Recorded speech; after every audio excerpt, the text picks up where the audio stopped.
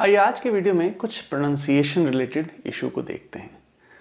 अगर मैं आपसे कहूँ कि ये लिखा है टीयर और ये लिखा है टेयर, तो शायद आप कह सकते हैं कि अंतर क्या है। स्पेलिंग्स तो सेम है, तो अंतर है इस बात पे कि इनका मीनिंग क्या है। जो इनका मीनिंग होगा उसके हिसाब से इनका प्रोनाउंसिएशन होगा। तो आइए देखते हैं कि टीयर और टेयर में अंतर क्या है। टीयर हम इसको बोलते हैं जब हम आंसू के तरीके से बोल रहे हैं।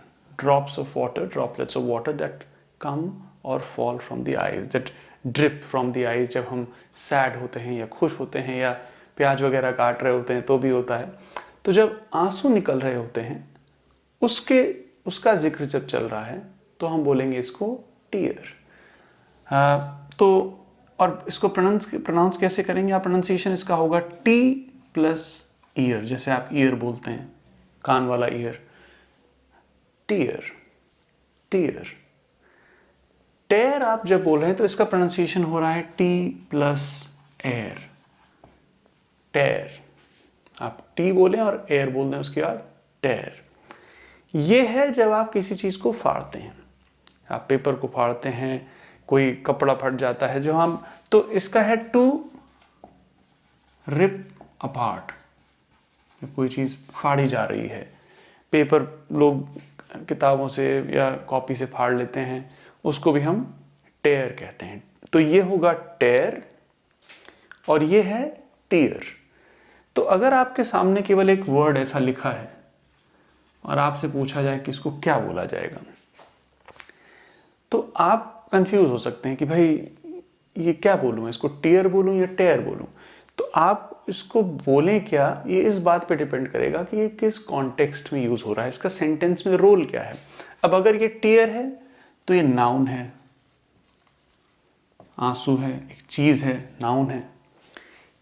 टीयर, ये टीयर है, नाउन है। टेयर है तो वर्ब है, फाड़ने की प्रोसेस के बारे में बात चल रही है, टेयर। टीयर है नाउन, टेयर है वर्ब, किसी चीज को फाड़ना, तो टेयर हो गया वर्ब। तो आपको जब कॉन्टेक्स्ट में चीज, आपको सेंटेंस लिखा होगा सामने, तभी आप बता पाएंगे कि इसको बोला क्या जाए। तो आइए देखते हैं कुछ दो सेंटेंस जिसमें आपको दोनों का इस्तेमाल करना है।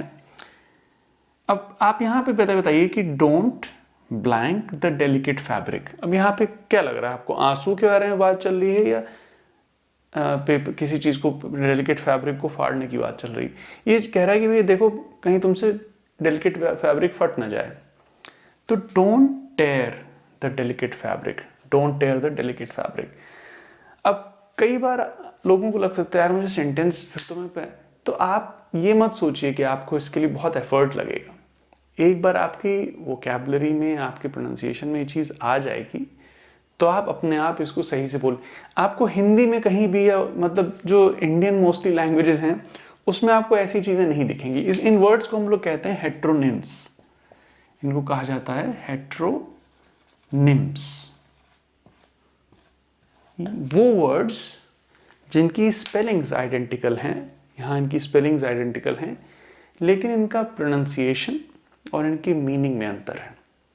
तो स्पेलिंग्स आइडेंटिकल हैं टीयर और टेयर की, लेकिन स्पेलिंग, मीनिंग में और प्रोनाउंसिएशन में अंतर है, उनको हम लोग कहते हैं हेट्रोनिम्स। तो don't tear the delicate fabric, don't tear the delicate fabric. और इसको बोलें भी, मैंने इसीलिए शॉर्ट सेंटेंसेस लिखे हैं कि आप इसकी प्रैक्टिस करें, सेंटेंस में प्रैक्टिस करें। Don't tear the delicate fabric, don't tear the delicate fabric नहीं, don't tear the delicate fabric.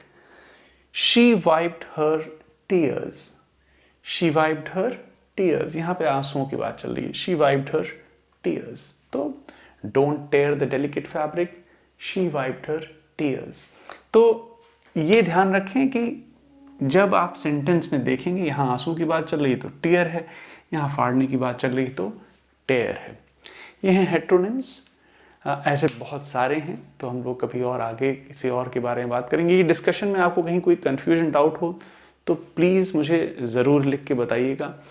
Hindi में या बाकी लैंग्वेजेस में, जो मोस्टली इंडियन लैंग्वेज हैं, उसमें ऐसा होता नहीं है। क्यों नहीं होता है? क्योंकि हिंदी में अगर आपने कोई स्पेलिंग लिख दी तो उसको आप एक ही तरीके से बोल पाएंगे, उसका एक ही सही तरीका है बोलने का।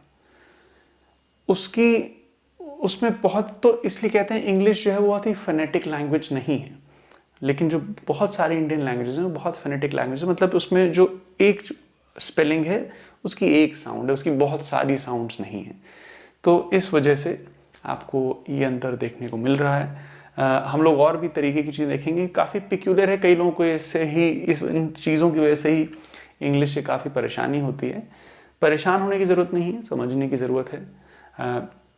Don't tear the delicate fabric, she wiped her tears. I hope it helps. Take care.